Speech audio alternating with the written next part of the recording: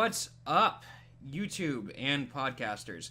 Welcome to the very first podcast / YouTube video podcast, if that makes any sense, for my channel, for SysNerd. This podcast will be primarily about tech, geek items, and everything I find interesting.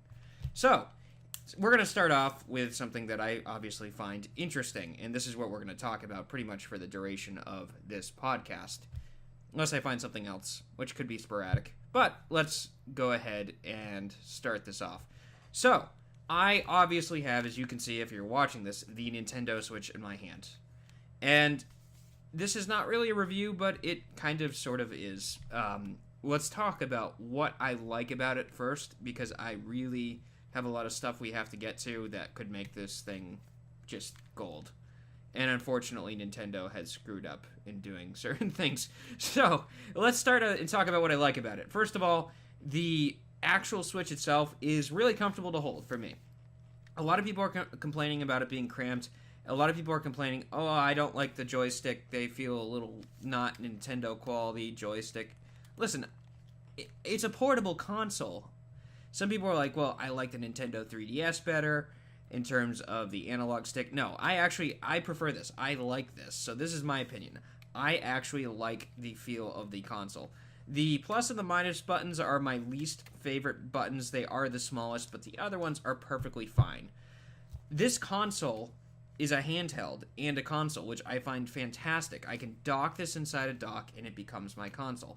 And if that's not enough, it also has, obviously, you can play it with two people. So you can take and put it into kickstand mode, which I probably should make this in front. And you take this out, you take the other one out, there's buttons in the back. And now I have two controllers.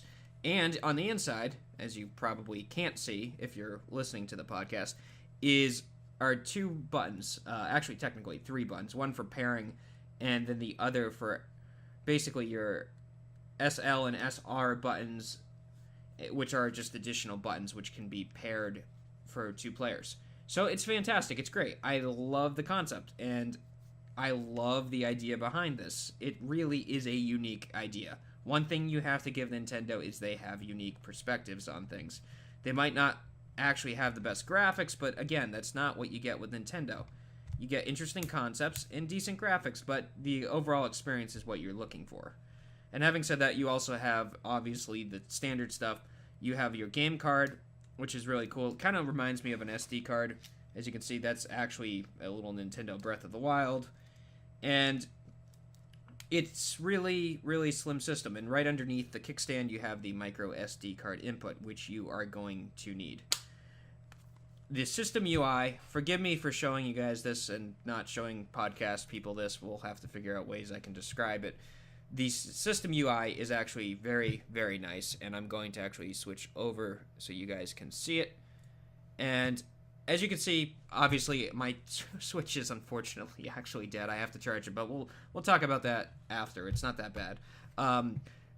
The system UI is just elegant. It reminds me of Android, like really basic Android, and I think you can clearly see that. You have the news, the eShop, gallery, I think controller settings, I can't think of the names, actual settings, and the power button. You could hand this to somebody who doesn't know actually how to use this console and would be able to easily figure out how to get their game. You can just tap on the game, and that's all you have to do. It's also a touchscreen, so I mean, it really is a really good interface. It's really simple, but I like that. Being simple, though, Nintendo kind of spurred for something which I'm not too happy about. They spurred for the idea that this console is meant for gaming, and only gaming, but we will add in multimedia functionality later. So, we're getting towards the bad. I have an article that coincides with this, so I'll put it in the show notes, and I'll put it on the YouTube page and wherever you find this podcast. So, I basically think that, with the exception of the one launch title, Breath of the Wild, which is a fantastic launch title, by the way. I've never been into Zelda. Now I'm into Zelda because of the launch title, so I'm really happy. I actually really like the game. It's a fantastic big game. If you like exploring, you're going to love this game. And it just... that's it. In terms of, like, games that matter right now. Yes, the other games that are in the App Store, or the eStore in this case, are indie games, and they're kind of interesting. But this is the only major launch title. You have 1-2-Switch, which, as far as I'm concerned, should have been included with the system. And 1-2-Switch is a game that just uses your controllers, and it's pretty much a demo of the HD Rumble features that this has.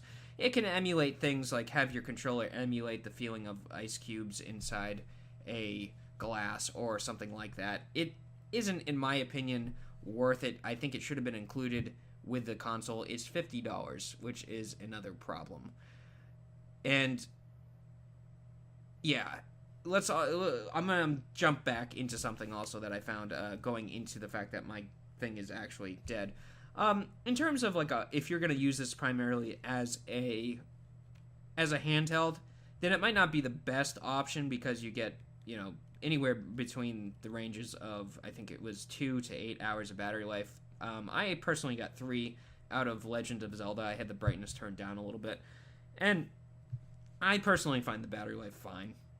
I'm always near some sort of outlet. It's not a big deal to me, but if you're really heavy into using this thing at, you know, on a plane or anything like that, make sure the plane has a charging area, or you bring a USB-C charger that is powerful enough to power this thing, which is thankfully a good thing about this. You've got the micro SD and you've got the USB-C. But switching more into... and also one last thing about the battery. I also love the fact that the battery lasts forever on these things. I really haven't gotten these Joy-Cons, the battery, as far as it dying. It just hasn't happened. And I really like it even more, finishing up what I like about it, when it actually docks into the little grip. It makes a big difference for me. It really does feel fine. I don't know. It's small, but I personally don't mind the crampedness. I don't really care about it. It's comfortable enough for me to hold in my hand, and I played it for hours. I mean, I haven't had any issues with it. So both modes I personally like. I don't have any issues with it. I can understand why other people will, especially if they prefer it the other way.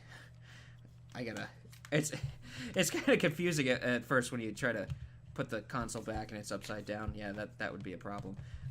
So anyways, I really do like the concept. I really like the controllers. I really think that the battery life is fine, depending on what you use it for. But now, getting back to the bad. What I don't like about this console is, unfortunately, I started off talking a little bit about the lack of media and the fact that there's lack of real games provided by any AAA titles other than Zelda. And the answer to that is, obviously there are more they're going to create more, but that was a terrible launch. It like came with 2 games, and that's just not great. I mean, 2 decent games. I mean, even they had some light core games that are really, really not my type of game, so I would never be playing them. So I just wish they had more Mario, more maybe Sonic the Hedgehog actually available to you when you got the system, rather than Breath of the Wild, which, again, is a really good game. I don't want to say it's bad, because it was a good game, and it was a good introduction into this. But continuing onwards, let me actually put this back in full screen so you guys aren't seeing just the article here. So we also, I want to talk about another thing that makes this not great. So we talked about the $49.99 price tag of the 1-2 Switch, which again should have been included in the $60 cost of the Breath of the Wild, which actually is worth it.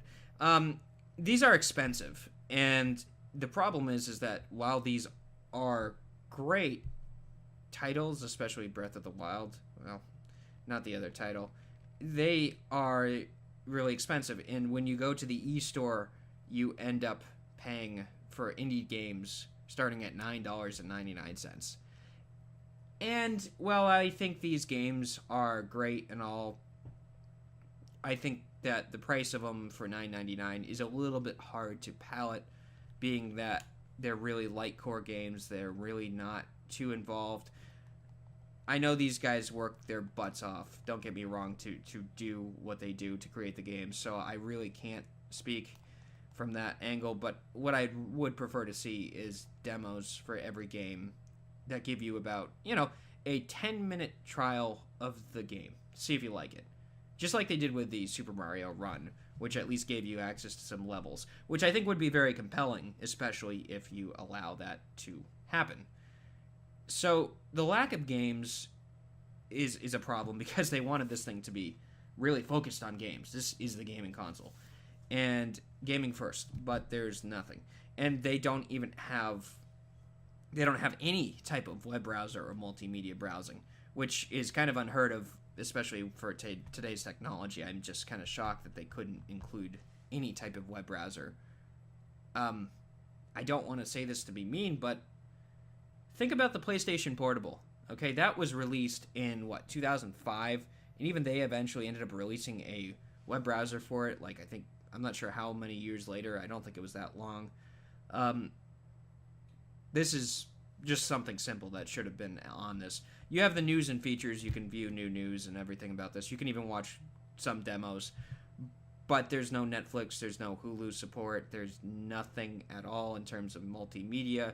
They say it's coming soon, but it should have been included with this. It would have been awesome. Think about it. You have the ability to have a watching experience, and then you dock it in, and now you have the full experience. I was watching a movie here. I continue it when I get home. I really like that idea. I really wish they would implement that. Hopefully we see that. I think we will. People have actually hacked the Nintendo Switch itself to get the thing to play YouTube videos, which I found was funny. And I made a video about the fact that I could get on Facebook with this by joining the Facebook app, because you can use the multimedia, and then you can scroll through the web browser, which is at this point extremely limited and similar to iOS's web browser. So they will hack it. They will get things on it before Nintendo does. That's what I find really, really sad.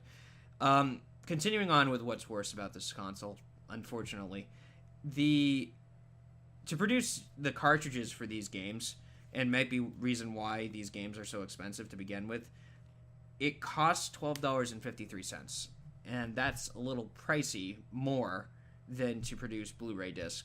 And while I like the idea of using this, I'm now reading reports online that say that, for example, the Lego game that people have gotten early have downloaded 13 gigs worth of data, which kind of defeats the purpose of having a cartridge. If you're going to have a cartridge, make it read. It's an SD card. Put more storage on it. These companies have gone cheap because it's expensive to develop for it, so that's a problem. They also, it's really what's making this plummet even worse is just pricing on things, unfortunately. So the pricing on, for example, if I wanted the Pro controller, which I really don't at this point, maybe I will someday, it costs $69.99. Okay, that costs more than a PlayStation 4 controller or an Xbox One controller, and it really, even as Lamar Wilson said in his review on this, it's close to the cost of a customized Xbox One controller. That's insane. And then they make a charging version of this little piece of plastic, and I think that even costs $30, which is a little bit pricey. So that's a problem. And another thing that they have, which has caused issues, is you cannot simply get an adapter that plugs into HDMI. You have to use a dock, and there's no technical reason why you can't use this as an HDMI out. It's just a blocking in the software from Nintendo trying to make more money to sell the dock, which, by the way, tends to scratch the screen, unfortunately. So that is that. In terms of the micro SD card, which is great. Like I said, you have the standardized thing. You have the little under the kickstand.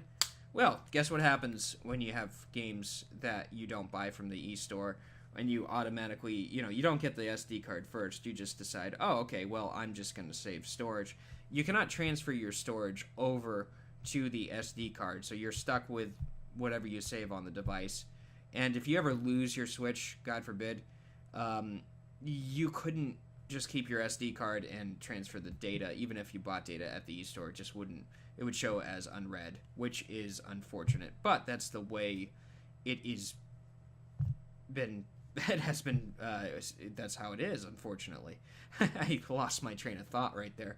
But it's just kind of sad to me that this basically has the potential to be a fantastic system. Oh, I also forget to mention, in the lack of games category, we don't have the virtual console, which is a really big disappointment, because this thing would be awesome to play classic games on. It also says the Nintendo logo on it.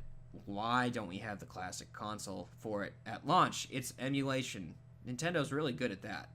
Just ask the mini NES, which is actually emulating on a CPU that's actually powerful in some phones.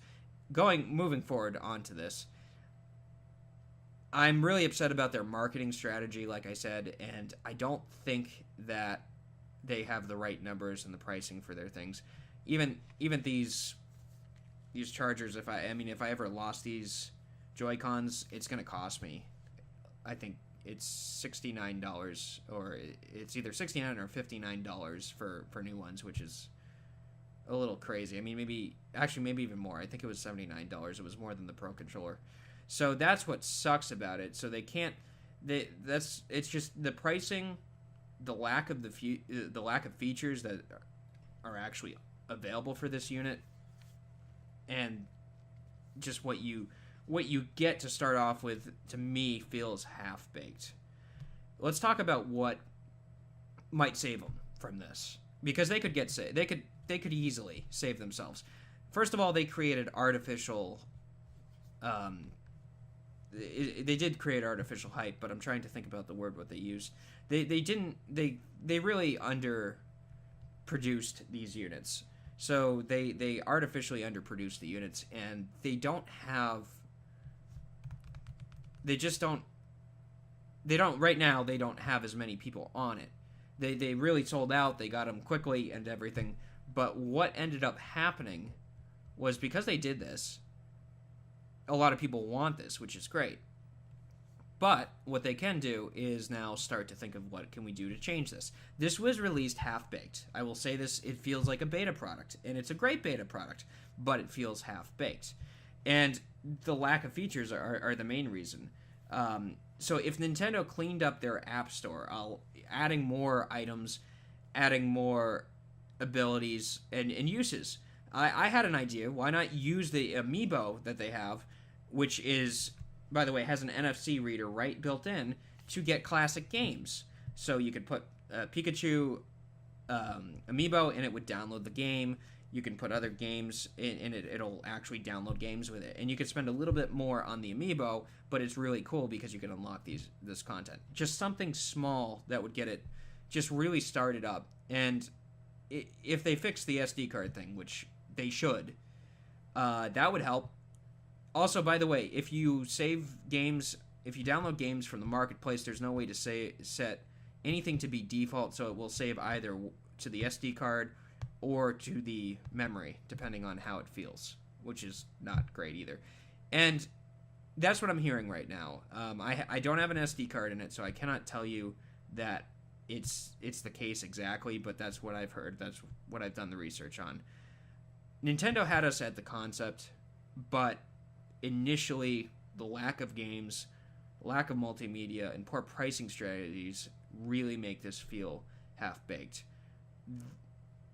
They could just even add streaming games to this. I mean, they could probably stream Wii U games in some sort of form or capacity, ones that are really compatible with just the controller schemes. That might help them.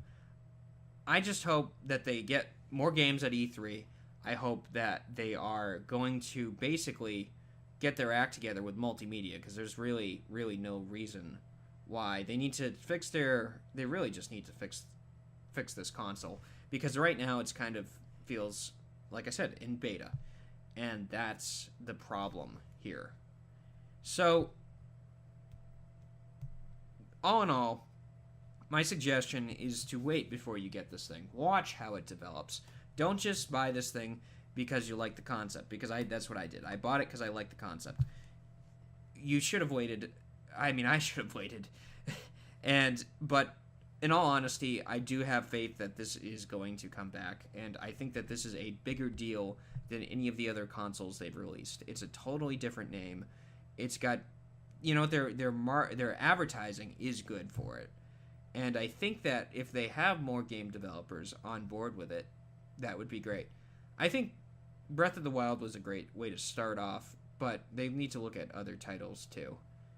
Personally, for me, I remember when I had the PlayStation 2, and the reason why I wanted the PlayStation 2 wasn't because of it being the PlayStation 2, and it was this big uproar. It was the games that released with it. Kingdom Hearts was the best game that I've ever played on it. I love Kingdom Hearts for the PlayStation 2. That is why I wanted the PlayStation 2, was because of that game. And maybe that's why people bought the Nintendo Switch, because they love Legend of Zelda. And hopefully we just keep getting these games that people tend to love. I'm getting off to a rambling end here, but my whole point on this is that Nintendo released a half-baked product that maybe is starting to wear off in terms of the enthusiasm for the device. And they can get their act together. But will they? Alright, guys. Thank you guys for listening to this podcast. This is really the beginning of things. I will put a lot of information in the show notes, including the article that I wrote on this, but it kind of, if you've made it this far, you've kind of read the article. But thank you guys again for watching this video, listening in. Tell me what you guys think. Email me at jmcloutier@sysnerd.net. You can follow me on YouTube. You can follow me on Facebook. It's SysNerdTech. You can follow me on Twitter. I'm at SysNerdTech. And just stay tuned, because there's going to be more to come. I'm going to actually involve more people on this show, and we're probably going to make this less about one thing and more about kind of tech news and everything else. So stay tuned for that. I look forward to doing more podcasts and more videos soon. Thank you.